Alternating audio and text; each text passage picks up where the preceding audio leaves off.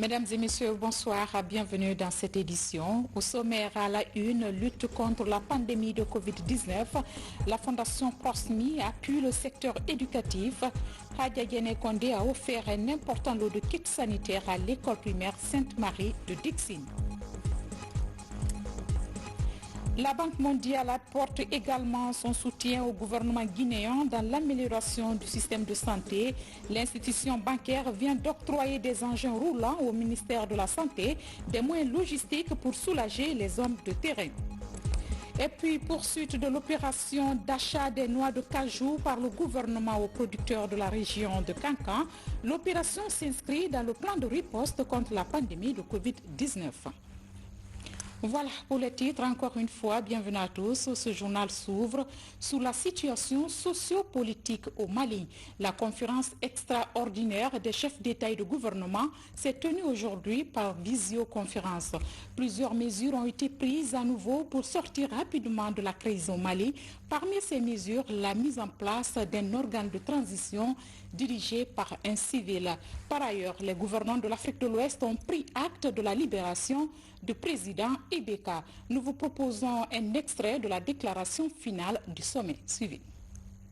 Inch'Allah, j'espère que tous les chefs d'État seront physiquement là. Notre sommet décide de prendre les décisions suivantes. 1. Il prend acte de la démission du président Ibrahim Boubacar Keïta comme indiqué par le médiateur qui a été chargé d'en informer notre conférence. 2. Il prend acte de la libération du président Keïta ainsi que celle des autres officiels détenus.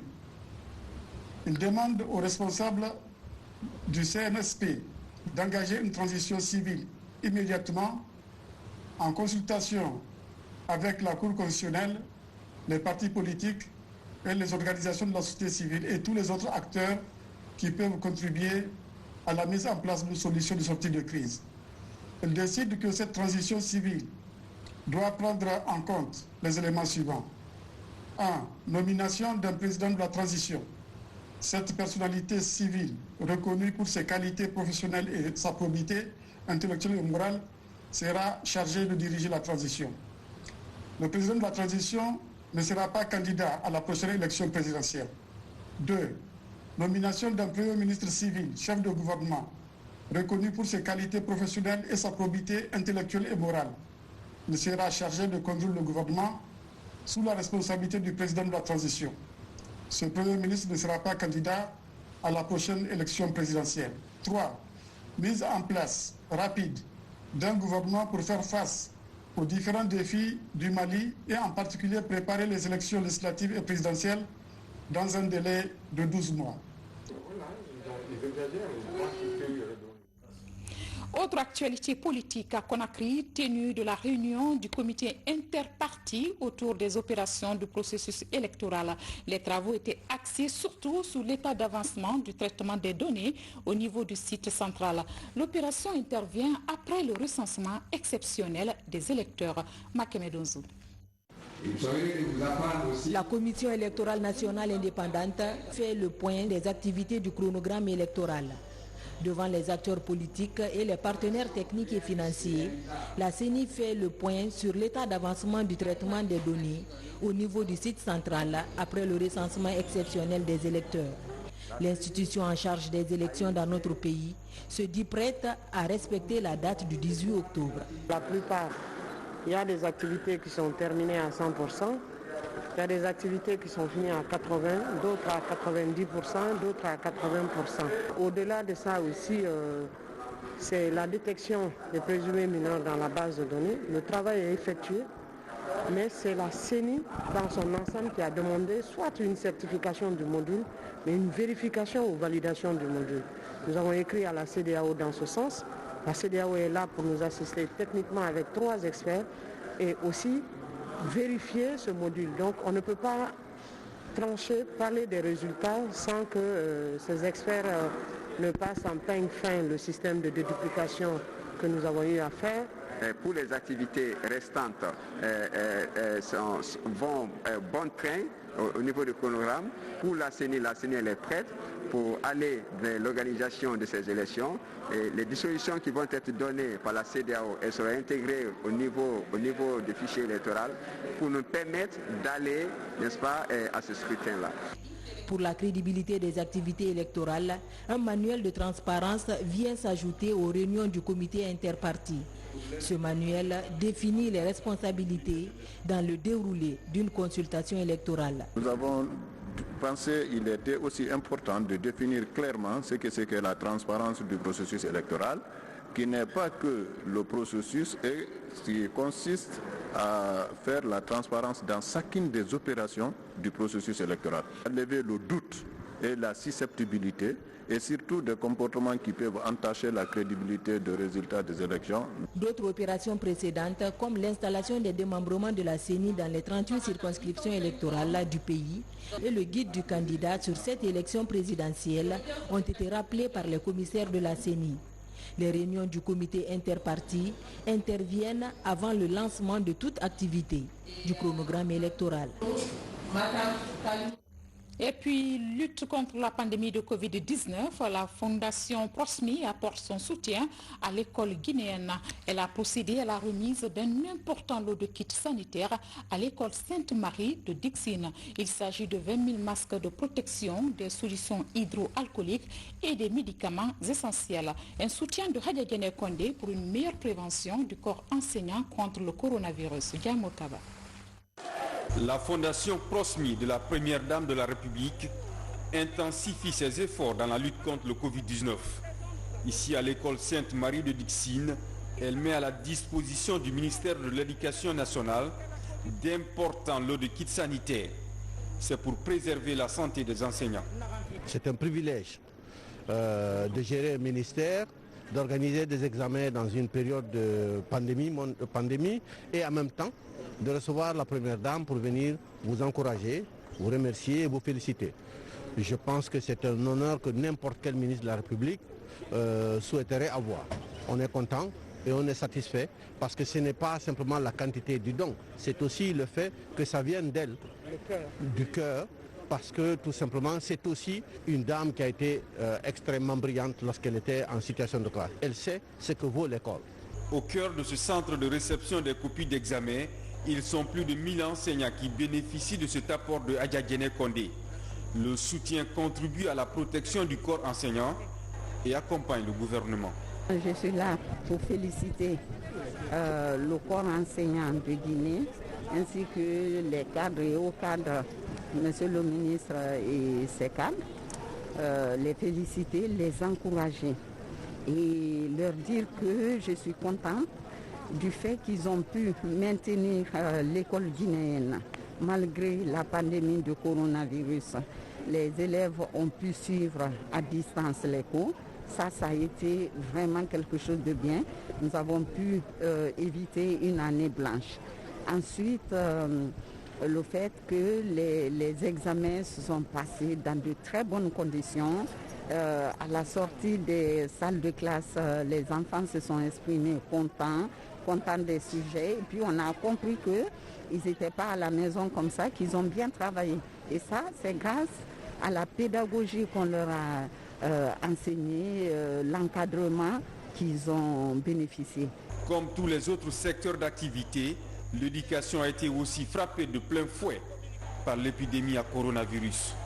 Pour la Première Dame de la République, ce dispositif renforce les mesures sanitaires prises par les autorités de l'éducation nationale pour une bonne prévention contre le Covid-19.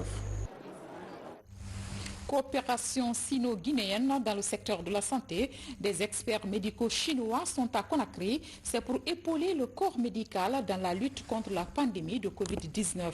Au nombre de 8, ces médecins vont intervenir dans les domaines des soins intensifs, respiratoires et de l'infirmerie. Kerno Maroufba, Yaya Silla. À bord de ce Boeing 737 se trouve le premier groupe d'experts médicaux chinois. Au nombre de 8, ces médecins foulent le sol guinéen. Durant 10 jours, Ces experts composés d'infirmiers et d'experts en soins intensifs et soins respiratoires vont épauler les médecins guinéens dans la riposte contre le Covid-19.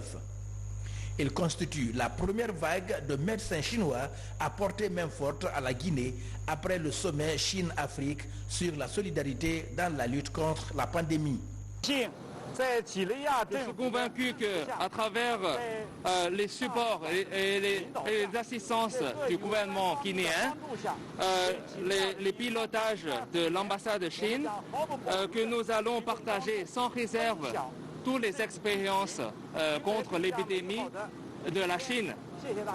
Depuis l'apparition de Covid-19 en Guinée, la Chine accompagne le gouvernement dans la croisade contre cette maladie. Ce groupe de médecins est venu avec un important équipement de protection individuelle. Des équipements qui vont permettre à l'Agence nationale de sécurité sanitaire de continuer à affronter cette pandémie. Pendant les 10 jours à venir, ils vont travailler en synergie avec leurs collègues guinéens en partageant les expériences sur la prévention et le traitement du coronavirus à travers des visites, des séminaires et des formations en vue d'aider la Guinée à renforcer davantage les capacités de lutte contre le virus. En guise de rappel, au début de la pandémie, la Fondation Alibaba avait offert un important don composé d'équipements de protection individuelle, des réactifs, des intrants à l'Union africaine. Et à partir d'Addis Abeba, la répartition a été faite. La Guinée a reçu sa part. Il y a eu également d'autres dons qui s'en sont suivis. Donc, l'arrivée de ce groupe d'experts chinois doit de surprendre guère. Avant d'entamer leur mission de 10 jours sur le sol guinéen, les experts chinois ont été testés de Covid-19 par l'Agence nationale de sécurité sanitaire. Au même moment, la Banque mondiale, quant à elle, s'active sur le terrain dans l'amélioration du système de santé en général. L'institution bancaire vient d'offrir un important lot d'argent roulant à la Guinée, des moyens logistiques destinés au département de la santé et à celui de l'élevage. Ça, à Maratolno, explication. La Banque mondiale continue d'appuyer la Guinée dans le renforcement de son système de santé à travers les projets de renforcement des systèmes de surveillance des maladies en Afrique de l'Ouest révisés et celui du renforcement des services et capacités sanitaires. L'institution offre 24 véhicules 4x4 et 99 motos au pays.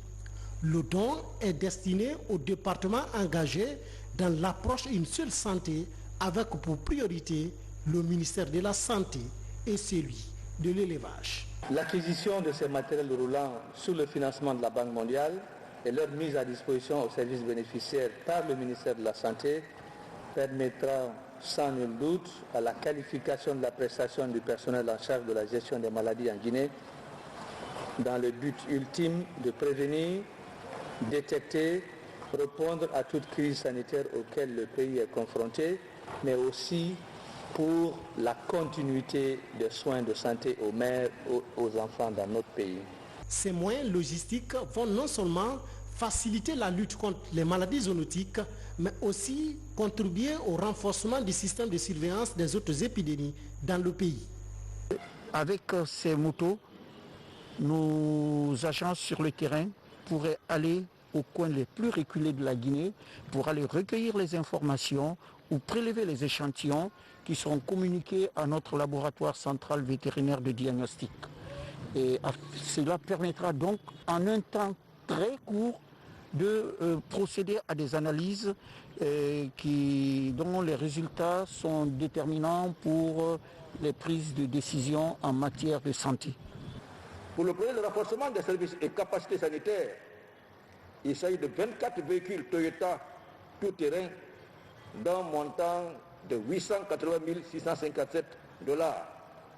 pour les ministères de la Santé, de l'Action sociale et de l'administration du territoire et de la décentralisation, permettant de renforcer les activités de supervision et suivi des services bénéficiaires.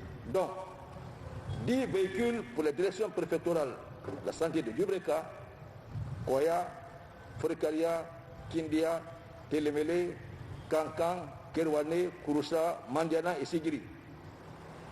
2 véhicules pour les directions régionales de la santé de Kankan et de Kindia. 12 véhicules pour le niveau central, les directions nationales, les programmes et projets des ministères de la Santé, de l'Action sociale, du Fonds de développement social et de la solidarité et de l'administration du territoire avec la direction de l'État civil. La Banque mondiale est l'un des plus grands partenaires du gouvernement guinéen dans son processus de renforcement et de résilience de son système de santé. Depuis le déclenchement de la pandémie à coronavirus en Guinée, cette institution bancaire a déjà offert d'importants moyens logistiques et d'équipements de protection contre cette maladie aux acteurs engagés dans la lutte. C'est une bonne nouvelle pour les fidèles croyants guinéens. Après 5 mois de fermeture, les lieux de culte, mosquées et églises vont être ouvertes pour les prières collectives. Cependant, le secrétaire général des affaires religieuses invite les croyants au strict respect des mesures barrières. Elhaj Ali Jamal Bangora est au micro de Fatoumata Diallo. Suite aux leçons tirées après l'autorisation des prières de Tabaski dans les mosquées et de l'Assomption dans les églises de l'autre, et sur instruction de Monsieur le Président de la République, chef de l'État, le professeur Alpha Condé, le secrétariat général des affaires religieuses invite par la présente communiqué les autorités régionales des affaires religieuses ci-après. Région de Boké, préfecture de Boké et de Firia.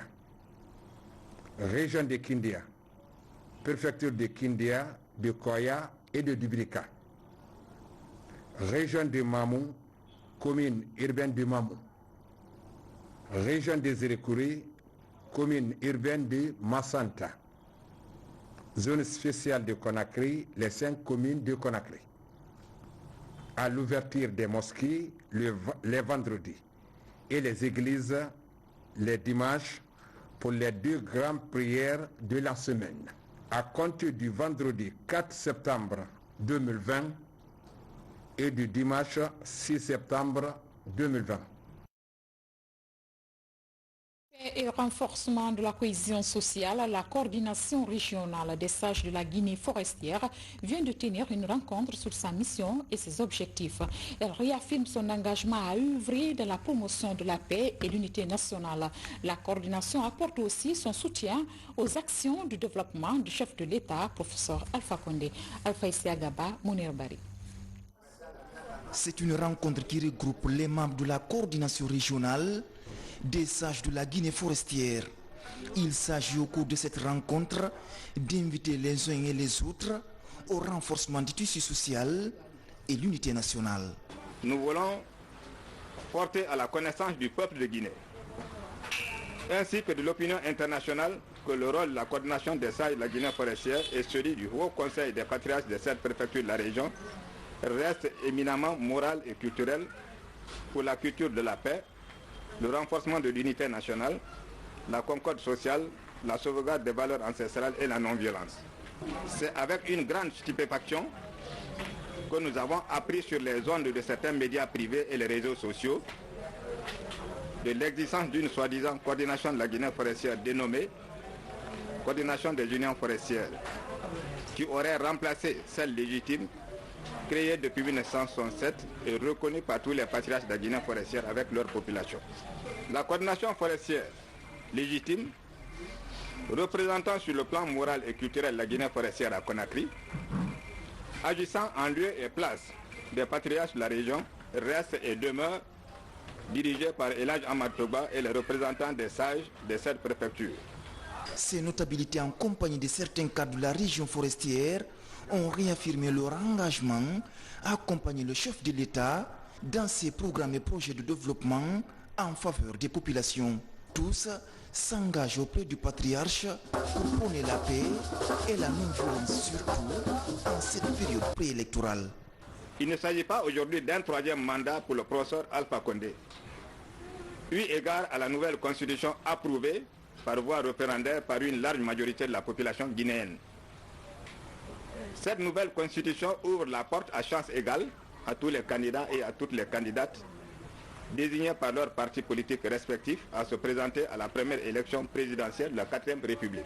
Nous, membres du Haut Conseil des patriarches de cette préfecture de la région et de la coordination régionale des sages de la Guinée forestière à Conakry, nous ne sommes jamais prononcés contre la candidature de quelques citoyens ou citoyennes que ce soit, et singulièrement contre la candidature du professeur Alpha Condé, contrairement aux allégations mensongères d'une soi-disant coordination nationale des unions forestières.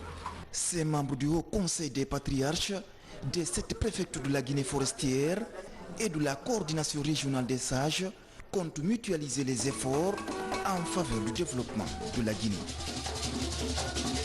Nous amène dans la région de Kankan avec la poursuite de l'opération d'achat des noix de cajou dans la préfecture de Kouroussa. Le mécanisme consiste à acheter des stocks de noix de cajou avec les producteurs afin de les soulager. C'est une initiative du gouvernement dans le cadre du plan de riposte contre la pandémie de Covid-19. Reportage signé Fodebangal Fofana, RTG Kankan. Le gouvernement guinéen a placé l'agriculture comme la priorité des priorités de son programme de développement du pays. Sur instruction du ministre de ce département, les cadres sont sur le terrain pour suivre l'exécution de ce programme. Ici à Sanguiana, dans la préfecture de Kouroussa, le directeur national de l'agriculture est avec le secteur privé dans le cadre d'un partenariat entre le ministère de l'Agriculture et le secteur privé pour l'achat de noix de cajou dans les mains des planteurs en zone rurale. Cette opération se situe dans le cadre du plan de riposte contre la pandémie du Covid-19 initié par le gouvernement. Le président s'est toujours fixé comme objectif de créer la richesse dans l'agriculture. Et on ne peut pas laisser les producteurs avec leurs récoltes en brousse sans les appuyer, surtout avec cette pandémie qui a ralenti toutes les activités économiques. Donc, puisque notre gouvernement a placé l'agriculture comme la priorité des priorités, et réellement c'est un souci, c'est pourquoi nous sommes aujourd'hui sur le terrain et sur l'instruction de Madame la ministre pour suivre l'exécution de ce programme qu'elle voudrait bien mener. L'objectif de ce programme est d'acheter les stocks de noix de cajou se trouvant dans les bras des producteurs en zone rurale. Les planteurs de Sanguiana, regroupés au sein de l'Union Palia Oulada, apprécient et saluent l'initiative. L'initiative est venue au bon moment parce que tous ces planteurs-là, ici réunis, avaient leur stock, ont leur stock dans les mains, plus de 200 et quelques tonnes, dans Balia et Oulada, plus de 450 tonnes, tout Kouroussa confondu. Nous voulons que cela s'achète parce que nous apprécions l'initiative. Et nous apprécions vivement que ces stocks-là soient vendus pour que ces pauvres paysans puissent acheter les intrants, herbicides, engrais pour pouvoir continuer la lutte. Avant cette opération, d'autres opérateurs privés sont passés au niveau des producteurs qui ont acheté les produits des paysans à moins de 5 000 francs le kilogramme, alors que le prix plafond initié et ordonné par le président de la République est 5 000 francs. C'est pour respecter cette instruction du chef de l'État et mettre les producteurs de notre pays au même niveau que les autres producteurs de la sous-région que cette opération est lancée. Parallèlement, en région forestière, l'heure est à la formation des paysans sur les techniques d'augmentation de la productivité et la protection de l'environnement. Une formation assurée par l'Association pour la défense du café Ziama est destinée aux 9 collectivités du massif de Ziama dans Massanta. RTG Nzerekore, Mohamed Saliou Paye, Lancé Kamisoko et Mohamed Lamine Diallo. De plus en plus menacée par des actions anthropiques, l'avenir de la forêt Ziama préoccupe les écologistes. À Sérédou, l'Association pour la défense du café Ziama forme des paysans sur la régénération naturelle assistée. Une technique agricole devant permettre d'associer l'agroforesterie à la sauvegarde de l'environnement. La régénération naturelle assistée consiste, pendant le défrichement sur les parcelles agronomiques, de laisser se développer d'autres plants d'arbres qui sont poussés naturellement sur la parcelle. Ces plants sont épargnés lors du défrichement et serviront des arbres d'avenir sur la parcelle. Au-delà de la protection de l'environnement, cette technique agricole s'avère plus rentable que les pratiques actuellement appliquées par les agriculteurs. La première des choses, c'est la productivité. Parce que si les plants de café, qu'ils soient cacao, s'ils sont sur des ombrages lésés, il y a la productivité qui augmente. Donc ensuite, il y a la protection. Il y a la protection de ces arbres-là. Parce que si les arbres sont sous ombrage lésés, ils se développent, ils résistent aux maladies. Par rapport quand ils sont en plein soleil. Confrontés aux réalités d'un champ école, les participants apprécient l'initiative. Je suis satisfait du projet, puisque avec la formation que nous avons subie, ça enrichit notre connaissance. Et pour pouvoir au moins interpréter auprès de la communauté, je suis d'abord le grand messager pour leur expliquer de changer avoir l'esprit dans la meilleure pratique en agriculture. Financé par la gestion du fleuve Mano, ce projet va durer 12 mois. Il vise à assurer un meilleur avenir à l'agroforesterie en Guinée. Et puis, formation des formateurs d'un groupe de volontaires à Conakry. Ces jeunes volontaires sont formés sur les mesures d'intervention rapide et de réduction des risques en cas de catastrophe naturelle. Alpha Isiagaba revient dans ce reportage. En une seule décennie, la Guinée a enregistré 2 crises sanitaires, Ebola et la pandémie du moment, le coronavirus. En plus de ces crises sanitaires, d'autres catastrophes naturelles sont aussi enregistrées, notamment les inondations pendant les périodes de grandes pluies. Des faits naturels dont la gestion demande souvent une large implication d'organisations humanitaires. Dans cette salle, des formateurs de l'Agence nationale volontariat jeunesse. Ils bouclent un conclave de 3 jours portant essentiellement sur la gestion des risques et catastrophes. Depuis ces dernières années, la Guinée est confrontée à des catastrophes sanitaires par exemple. Mais il y a aussi des catastrophes humanitaires telles que l'inondation, telles que tous les méfaits en fait dus au climat, au changement climatique. Et donc au temps d'Ebola, on est amené en fait à mobiliser des volontaires nationaux qui puissent intervenir afin d'apporter une réponse. Pendant Covid aussi, le projet a commencé en 2018 et continue actuellement. Mais pendant Covid aussi, on a besoin en fait des volontaires pour pouvoir faire la sensibilisation et être mobilisés sur le terrain. La gestion des cas d'urgence, secourir des personnes en situation de détresse, ces formateurs de l'ANVJ sont désormais mieux préparés et capables de porter assistance partout où ils sont sollicités à l'échelle nationale, voire sous-régionale. Nous sommes dans le cadre du volontariat. Au niveau de l'ANVJ, nous voulons former nos cadres par rapport aux catastrophes naturelles, aux risques qui peuvent intervenir dans notre pays dans le cadre de l'urgence. Parce que vous savez, quand on parle de volontariat, il faut parler de la préparation de l'urgence. Puisque nous avons connu Ebola, nous sommes dans la période du coronavirus en ce moment.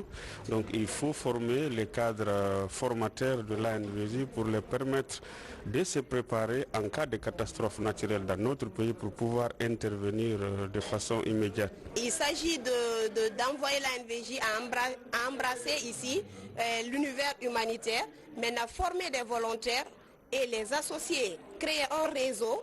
À travers le projet à venir, la suite, c'est de créer un réseau de volontaires humanitaires dans la sous-région pour qu'en cas de catastrophe, quelque part dans un pays, pour qu'on puisse mobiliser tous les volontaires de part et d'autre dans ces pays de l'Afrique de l'Ouest. Cette formation au secourisme a aussi bénéficié de l'expertise de France Volontaire. Ces enseignements reçus ici seront restitués aux autres membres de l'ANVJ par ces volontaires humanitaires. Sport et Covid-19, les actions de solidarité se multiplient dans le secteur. À la Fédération guinéenne de rugby, par exemple, et à travers les partenaires, l'instance vient de faire un don de vivre aux athlètes. Un soutien salué par les bénéficiaires. Compte rendu Abdoulaye Diallo. Soucieuse de l'état de santé et de bonnes conditions physiques de ces athlètes pendant cette période de Covid-19, la Fédération guinéenne de rugby a entrepris des démarches auprès de ses partenaires pour une assistance alimentaire des pratiquants de la dite discipline.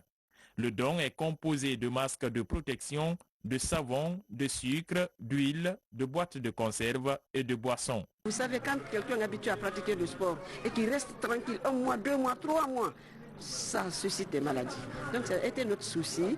La Fédération guinéenne de rugby, c'est-à-dire la fédération, bien entendu, nous avons opéré des démarches auprès de nos institutions africaines et internationales afin que nous puissions venir aux besoins de nos athlètes. L'occasion qu'ils ont eue, ce qu'ils ont reçu, qu'ils l'utilisent très bien et qu'ils soient porteurs de messages auprès des autres à l'intérieur parce qu'ils sont en contact, afin qu'eux aussi, même s'ils n'ont pas reçu, mais qu'ils respectent toutes les barrières que le comité de CNSS a données. Les bénéficiaires ont hautement apprécié le geste et s'engagent à sensibiliser leur entourage autour du respect des mesures barrières afin d'éradiquer la pandémie de coronavirus. Je leur dis juste d'utiliser les kits sanitaires chaque jour, à chaque instant, juste pour la santé et maintenir la santé avant tout dans leur environnement. Ces kits-là, ils représentent beaucoup de choses pour nous parce que vu la pandémie, on a fait plus de 6 mois sans s'entraîner, on n'avait pas de soutien aussi. Bon, ces kits-là sont les bienvenus, vraiment. Là, ça peut beaucoup nous aider. La Covid-19 a lourdement impacté le monde du sport qui a connu un arrêt sans précédent. La conjugaison des efforts pour limiter sa propagation est plus que nécessaire pour la reprise effective des activités sportives. C'est un sursaut national pour lutter contre cette pandémie. Et ça, c'est sous la clairvoyance du chef de l'État et sur le président de la République, professeur Alpha Condé. J'espère que les présidents des fédérations et les fédérations internationales des différentes fédérations doivent se donner la main pour éradiquer cette maladie, pour que les sportifs reviennent au terrain pour pratiquer les différentes disciplines. Cette première étape ne concerne que les rugbymen de Conakry. Nous voilà, mesdames et messieurs, au terme de cette édition. Grand merci à vous pour votre obligeante attention. Bon week-end à tous et à demain.